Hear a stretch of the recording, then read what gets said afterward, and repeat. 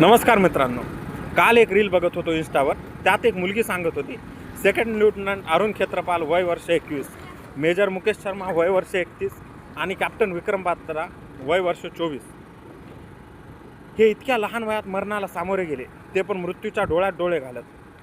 त्यांना परमवीर चक्राने सन्मानित पण केलं. त्यांनी असा विचार नाही केला की माझं वयच काय आहे, पूर्ण आयुष्य पडलंय माझ्यासमोर, मस्त आरामात जगतो.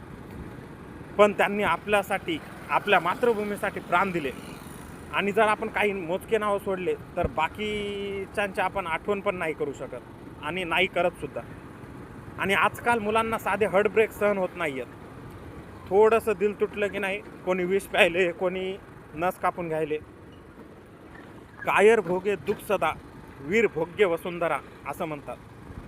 ज्याचा अर्थ होतो, जो भित्र आहे तो आयुष्यभर दुःखातच राहतो, तर जो शूरवीर आहे त्याला मेल्यानंतरही मान असतो.